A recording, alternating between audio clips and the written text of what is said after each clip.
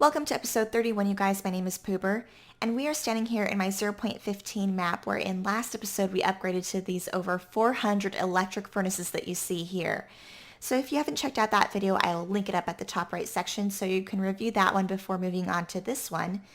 But since then, I also added in a couple more copper forming stations over here to the top left corner. And I have it brought in by belt right now because at the time I didn't want to worry about having another train station set up, but I think that gives us a good goal to work on for today. So this is what I was able to come up with. We now have 3 train stations devoted to unloading the ore materials. This one here for copper, obviously, and then these 2 for iron ore.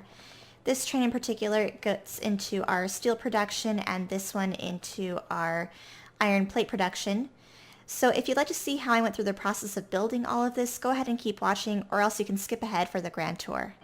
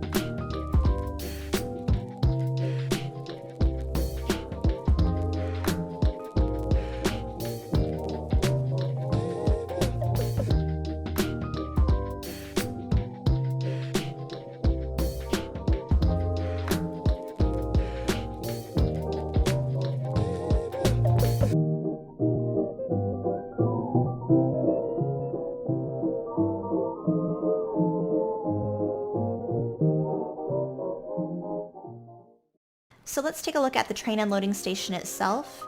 I'm using a 2-4-2 train setup, meaning that there are 2 of the trains at the front, 2 at the back, and then 4 cargo wagons in the middle. This should allow up to 8,000 ore per unloading, meaning that between the 4 wagons they can hold 8,000 ore. And then they are unloaded into the belts. We have convenient unloading now that we have the longer underground belts with our blue belts, and that allows us to unload here at the top, which then gets underground belted below here, and then converting the belts at this angle allows even distribution of the ore onto the belts here. So that is 8 belts total per unloading station that get converted down into an 8 to 2 belt balancer. And then I've got a little offshoot over here, but that was kind of an afterthought.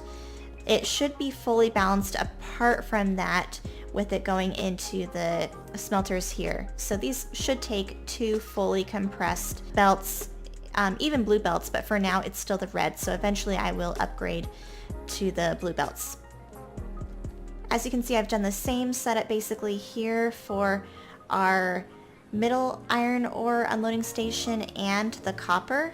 The only difference is that instead of having a 2 belt output, we now have 4. So this is an 8 belt balancer going into 4 belts, 2 to this side and 2 to this side, and same with copper. And again, these could support blue belt throughput for our ore coming into the smelters. So let's go over to the part I'm especially proud of. And this is my version of a train stacking and merging station. We've got up to 4 train stackers right here, and what that means is it's basically a holding cell for a 242 train. It can fit the whole length of from this signal to this one that is blue up here, and that can be 4 in this section, and that allows throughput of trains onto our main tracks so they don't have to wait to get past these that might take a while to get unloaded. We've got my main tracks over here that I am in between. This track here goes down and this one here goes up, so only those trains going in the same direction can be on the track at once, but there can be multiple trains on each track at a time as long as it's going in the same direction as the other trains. I do prefer a right-hand driving system, which is why I have the signals on the right-hand side in the direction that the track is going or meant to be going with the train. So for those of you who are new to the game or not very familiar with train signaling, let me go over that real quick. I did follow the kind of standard rule of thumb in this scenario that there should be a chain signal before every junction, followed by a regular signal after every junction, which is why I have a chain signal here followed by the regular. The exception to that rule is when we have multiple junctions in a row. And here's an example of that where we have 2 chain signals in a row because the junctions are so close together, followed by the regular rail signal at the end of the immediate junctions. There are much better ways of articulating that other YouTubers have done, so if you want a tutorial on rail signaling, I would recommend Googling that, and you can find a lot of other better options. But that's kind of a brief rundown of how I did signal all of the tracks throughout the new train station here, as well as all of the other rails that go through the diamond-shaped pattern that we have. The reason why I built it this way was because I knew that I wanted our main rail tracks to go in a diamond shaped, which means they had to be at a diagonal or at an angle here. I haven't really seen a lot in other YouTubers I've watched. It's usually either just, vertical like this or horizontal. So I wanted to do something a little different. As you guys know, I like to be a little bit more creative with how I set things up. So the first thing was deciding that I wanted to have it at the angle to begin with. The second thing was thinking about how I wanted to get our trains to the unloading station. So I needed to branch it off here, and that's why I kind of did this, immediate angle where it went immediately horizontal after these slants here. So I did that, and then I realized I could potentially stack multiple unloading stations off of this one stacker that I have. All it takes is putting the right signals to allow for throughput as needed. So for an example, if I wanted to add on another train station or unloading station here, all I would have to do would be to continue this stacker portion and then just connect it up.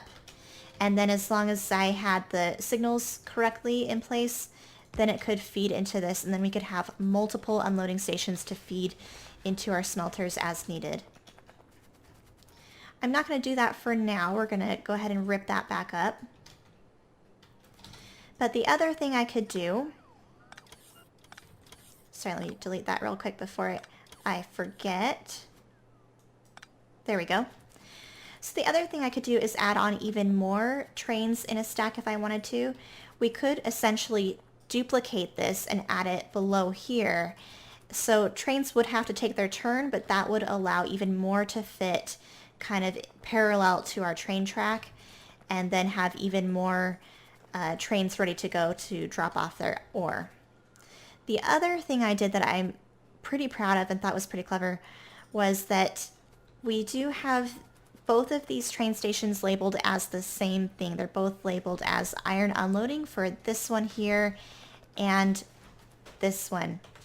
And what that means is that when a train comes to drop off their ore, they will go to either this one or this one over here that's kind of longer. The only downside to that so far is that that means that this one here gets priority because the trains will pick the shorter route.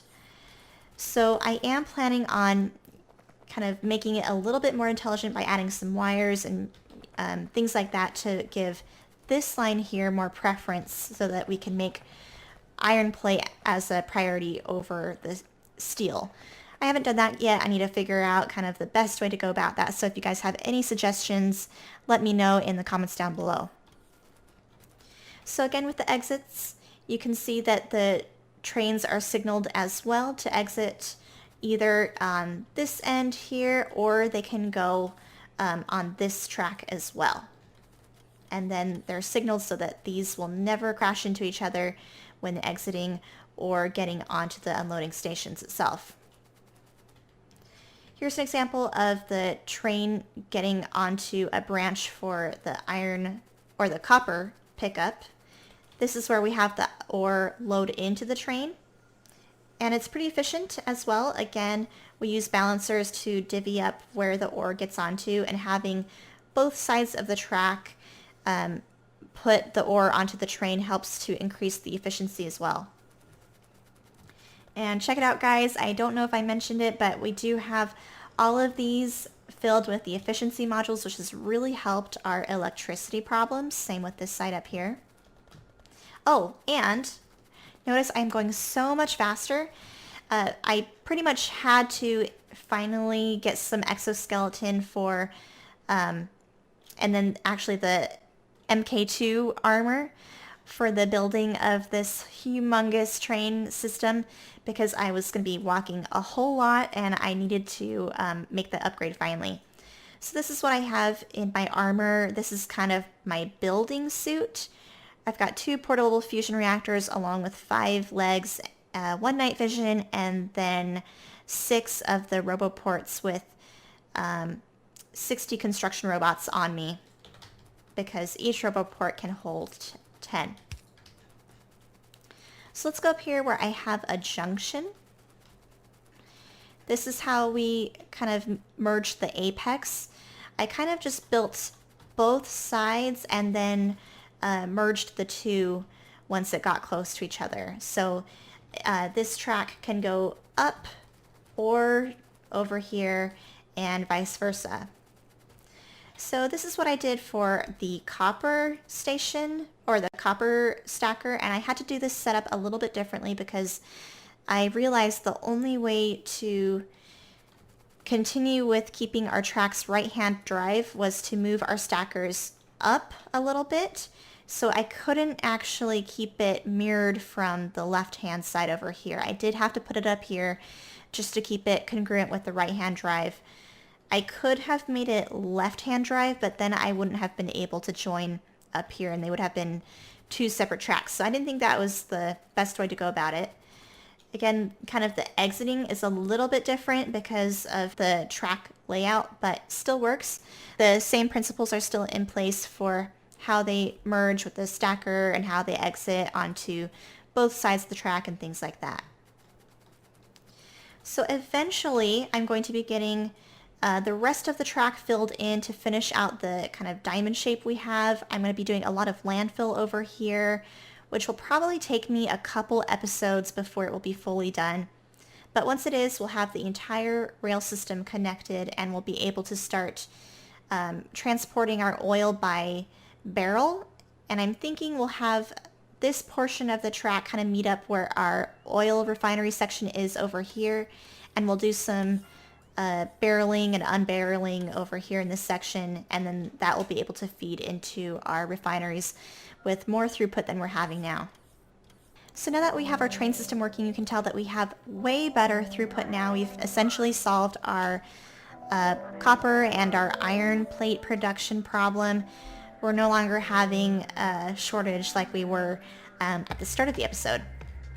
The only thing we're really not keeping up with at this point is our plastic, as you can tell here, and that means we're having, as a result of the lower plastic throughput, we're not keeping up with our red circuits, but everything else is pretty consistently working at a decent rate. We've got a ton of modules now. I think I've asked there to be about 500 of the Speed 3 modules. So this module machine is working on it. It's just low on the red circuits right now, like I mentioned, because of the lack of plastic throughput to make the red circuits. I've also added a little bit more to our kind of a robot supplied assemblers for our armor station. So these are pretty much all of the components that I would want to go into my suit. So if I were to die or need another suit or something like that, I would just come over here and grab whatever I needed to.